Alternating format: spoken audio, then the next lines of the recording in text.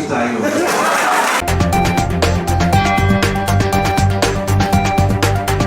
नमस्कार, मैं अनुराग एक बार फिर से WPT न्यूज़ 24 के साथ। बघेली महोत्सव टाटा कॉलेज में जो 2 दिवसीय कार्यक्रम शुरू हुआ है, आज उसके पहले दिन हम मौजूद हैं यहाँ टाटा कॉलेज के परिसर में। आइए टाटा कॉलेज के छात्रों से डायरेक्ट बात करें और उनसे जानने का प्रयास करते हैं आखिर क्या है ये बघेली महोत्सव। तो भैया, क्या नाम है आपका और इस बघेली महोत्सव के बारे में कैसा लगा आपको आज पहले दिन यहाँ? मेरा नाम है रामनारायण सिंह। जो बघेली महोत्सव था वो सबसे अच्छा था। जो मेरे ये ग्रामीण क्षेत्र के वो हैं ग्रामवासियाँ हैं बोल रहे थे, और जो कभी आए वो बताए कि मतलब कि लोग हैं, लोगों को भूलना नहीं चाहिए। लोग आराम से बताइए, तो टेंशन लेने की ज़रूरत नहीं है। तो आज के महोत्सव में आपको सबसे अच्छी चीज़ क्या लगी? पूरे महोत्सव के बारे में, आज जो पहला दिन था उसमें सबसे अच्छी चीज़ आपको क्या लगी? इसमें जो मादर की वो बताए वो चीज़ आपको सबसे अच्छी लगी है ना? सबसे अच्छा लगा। चलिए आइए कुछ और लोगों से बात करेंगे और जानने का प्रयास करेंगे इस पूरे महोत्सव के बारे में। तो मैम, क्या नाम है आपका? मेरा नाम निवेदिका सिंह है। आप आज के इस पहले महोत्सव के पहले दिन, मतलब आप पूरे दिन पूरा कार्यक्रम आपने ज्वाइन किया, आप पूरे कार्यक्रम में रही, आपको इस पूरे दिन में क्या क्या नई नई चीज़ें जानने को मिली और आपको पूरे इस महोत्सव के बारे में अगर आपके कुछ विचार हो तो आप बताइए। मुझे सबसे पहले तो ये जानने का मिला कि ये जो बघेली भाषा है या बोली बोलें तो इसका कितना ज़्यादा व्यापक रूप है। और दूसरी चीज़ ये है कि हमारे जो गांव की परंपराएं हैं, संस्कृति है, उसको लगातार लोग भूलते जा रहे हैं। जिस काफ़ी सारी ऐसी चीज़ें थी जिन्हें हम जानते भी नहीं थे, उनका नाम भी नहीं सुने, तो काफ़ी सारी चीज़ें हमें बताई गई हैं। व्यंजनों के बारे में बताया गया है, वाद्य यंत्रों के बारे में बताया गया है, और कई जगह से बताया गया कि बघेली जो बोली होती है उसकी उत्पत्ति कहाँ से हुई है। आज का तो चलिए पहला दिन था, दूसरे दिन जो आखिरी दिन होगा शायद जहाँ तक है इस महोत्सव का, उसके बारे में अगर कुछ प्रारूप आप बता सके, क्योंकि आप टाटा कॉलेज से ही संबंधित हैं, तो उसके बारे में कुछ। कल जो होने वाला है प्रोग्राम बघेली महोत्सव का, तो वो उसमें कुछ ये है, बघेली के जो सांस्कृतिक हैं कार्यक्रम रखे जाएंगे, साहित्यिक क्षेत्र को बताया जाएगा, साहित्यिक जितने भी कार्यक्रम हैं उनको यहाँ पे प्रदर्शित किया जाएगा, चाहे वो लोक संगीत हो, लोक नाटक हो, चाहे हमारे और कुछ तो यहाँ पे मुख्य रूप से जिसे रखा गया है तो बघेली व्यंजन रखे गए हैं। जो यहाँ पे कौन कौन सी चीज़ें बनाई जाती हैं, कौन सी चीज़ें अभी हम उपयोग कर रहे हैं, कौन सी चीज़ें भूल चुके हैं, तो सारी चीज़ों का वहाँ पे वर्णन रहेगा। चलिए और लोगों से जानने का प्रयास करेंगे और पहले दिन के बारे में थोड़ा विस्तृत चर्चा करेंगे। क्या नाम है आपका? मेरा नाम सुचि शुक्ला है। मैं टाटा बीएड फर्स्ट ईयर की छात्र हूँ। मुझे ये बघेली महोत्सव में जो नरेंद्र भैया ने खाना के बारे में बताया वो मुझे बहुत अच्छा लगा। और आज के पहले दिन आपको क्या क्या नई नई चीज़ें जानने को मिली? जैसे कि बहुत सारी चीज़ें आज बताई गई जो इससे पहले हमें नहीं पता थी। इसके बाद चलिए ठीक है, आगे आके बात करने तब प्रयास करते हैं। मैम, आपका नाम क्या है? नीलम से। नीलम से। आज पहले दिन आपको क्या क्या नई नई चीज़ें जानने को मिली बघेली के बारे में?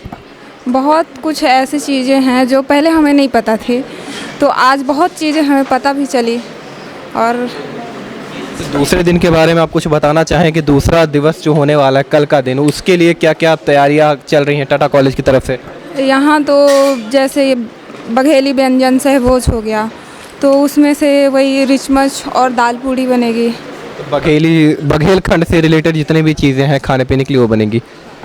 आइए कुछ और लोगों से इधर बात करने का हम प्रयास करेंगे। सर, आपका नाम क्या है? शिवम प्रजापति। आज पहले दिन आपने पूरा कार्यक्रम शुरू से लेकर अंतिम तक आप थे। पहले दिवस के कार्यक्रम में क्या क्या ऐसी चीज़ें आपको पता चली जो इससे पहले आपको बघेलखंड या बघेली के बारे में नहीं पता थी? मुझे ये पता चली कि कॉलेज में कि जो पुराने चीज़ के अन्न होते थे, ज़्यादातर मुझे कि कोदो मेझरी ये सामा ही पता थे, लेकिन पुरानी चीज़ें जो थी जैसे बाजरे की रोटी वगैरह ये हम नहीं खाए हैं अभी तक। तो आपने अभी तक बघेलखंड में रह के बाजरे की रोटी नहीं खा पाते, क्योंकि हमारे यहाँ गेहूँ होने लगा, तो अभी के हम लोग जनरेशन के, पुराने जनरेशन के हैं नहीं कि हम वो खाएँ। हमारे बब्बा लोग के टाइम पर था, लेकिन अब नहीं है, क्योंकि ये धीरे धीरे विलुप्त हो रही हैं। तो चलिए पहला दिन तो सही था। दूसरे दिन के बारे में आपको क्या लगता है कि क्या इससे भी व्यापक हो सकता है और क्या क्या तैयारी आपकी तरफ से और आपके कॉलेज परिसर की तरफ से दूसरे दिन के लिए? दूसरे दिन के लिए हम लोग नाटक में एक सम्मिलित हुए हैं जिसमें बघेली लोग गाए थे। तो नाटक जो हमारा है एक नया वर्ष के रूप में होता है, जो कि अंग्रेजी नया साल मनाया जाता है, लेकिन उसमें एक कहानी है जो विक्रमादित्य के बारे में बताते हैं, जिससे विक्रमादित्य जो पंचांग होता है विक्रम संवत के नाम से जाना जाता है। उसी के आधार पर यह नाटक तैयार किया गया है कि हमारा जो नया वर्ष है वो हिंदी नया वर्ष मनाना चाहिए, जो चैत्र के नवरात्रि से प्रारंभ किया जाता है।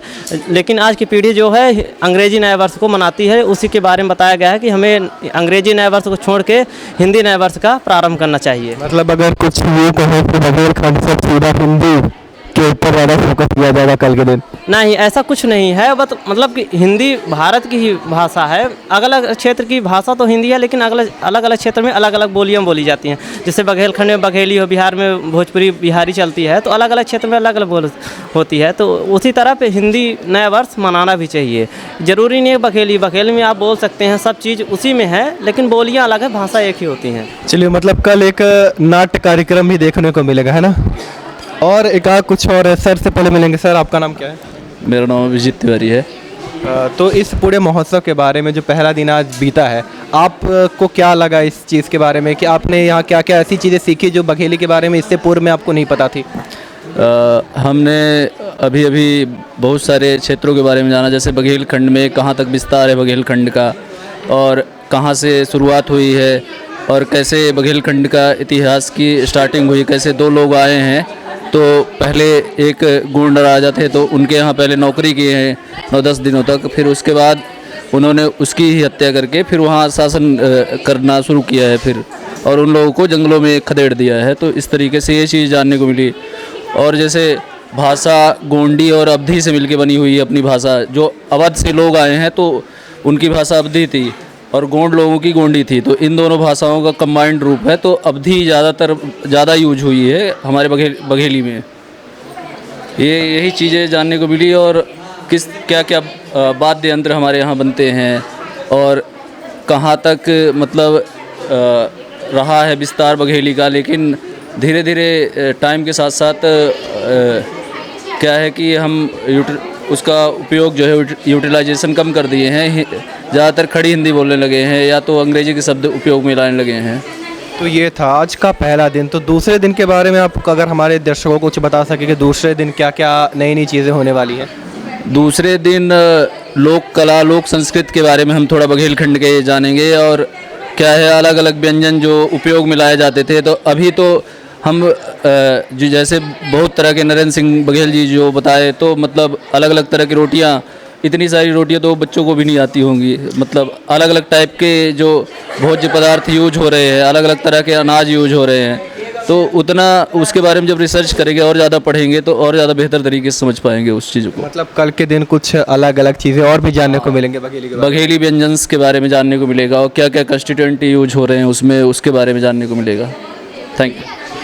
इसी तरह मैं एक और सर से मिलने का प्रयास करेंगे। सर, क्या नाम है आपका? इंद्रसेन शर्मा नाम है मेरा जी। तो आज आप पहले दिन बघेली महोत्सव के इस पहले 2 दिवसीय कार्यक्रम के पहले दिन में मौजूद थे। आपको आज के दिन में क्या क्या एक नई नई चीज़ें जानने को मिली बघेलखंड के बारे में या बघेली भाषा के बारे में, जो इससे पहले आपको नहीं पता थी? जी, आज मुझे बघेलखंड के बारे में इससे बघेलखंड का इतिहास जानने को मिला कि आखिर बघेलखंड का इतिहास मतलब आखिर इसकी शुरुआत कैसे है, कहाँ से है ना, और किसने शुरुआत की। और बघेलखंड का क्षेत्र जानने के लिए मिला कि आखिरकार सही मायने में हमारा बघेलखंड का क्षेत्र है क्या। वैसे तो हम सीधी सतना रीवा यही बोल देते हैं, लेकिन आज मतलब पता चला कि और भी क्षेत्र इसमें जुड़े हुए हैं। और ये बघेली व्यंजन के बारे में पता चला। बहुत सी चीज़ें क्या है हम लोगों को नहीं पता, हालांकि हम लोग बघेलखंड क्षेत्र से आते ज़रूर हैं, लेकिन बहुत सी चीज़ें हम लोगों को मालूम नहीं है ना। जैसे अभी बघेलखंड में सर ने बताया कि रिकमच यहाँ का बेस्ट व्यंजन है। रिकमच के बारे में तो यहाँ के सभी लोग को पता होगा अच्छे से कि रिकमच होती क्या है। पर मैं क्या है, मैं बघेलखंड क्षेत्र से आता ज़रूर हूँ, लेकिन मुझे रिकमच के बारे में सच में नहीं पता था। रिकमच और दाल पूड़ी, फिर नई बात आपने बताई, रिकमच के बारे में बघेलखंड में रह के नहीं पता। हाँ, मुझे नहीं पता, सच में नहीं पता था। हैं तो यही सारी चीज़ें हैं। बाकी बघेलखंड में जो भी वाद्य यंत्र हैं उनके बारे में आज पता चला। तो ऐसी बहुत सी चीज़ें, साहित्य के बारे में, इतिहास के बारे में, व्यंजन के बारे में, वाद्य यंत्र के बारे में, इन सभी चीज़ों के बारे में आज बहुत अच्छे से जानकारी मिली सर लोगों के द्वारा। यहाँ बहुत से अच्छे अच्छे साहित्यकार लोग जो आए थे, उन्होंने बहुत अच्छा कुछ समय में बहुत अच्छी अच्छी जानकारी उन लोगों ने बघेलखंड के बारे में और मतलब देख करके आज गए, और सच में बहुत अच्छा लगा सुन के, और बहुत ही अच्छा यह बघेली महोत्सव रहा। धन्यवाद। तो इसी तरह आज पहले दिन बघेली महोत्सव के हम मौजूद थे टाटा कॉलेज में। हमने छात्रों से बातें की और छात्रों के बारे में जानने का प्रयास किया कि इस पूरे बघेली महोत्सव से उनको क्या क्या सीखने को मिला। इसी प्रकार दूसरे दिन भी हम जुड़े रहेंगे बघेली महोत्सव से इसी टाटा कॉलेज के कैंपस में। तब तक के लिए धन्यवाद।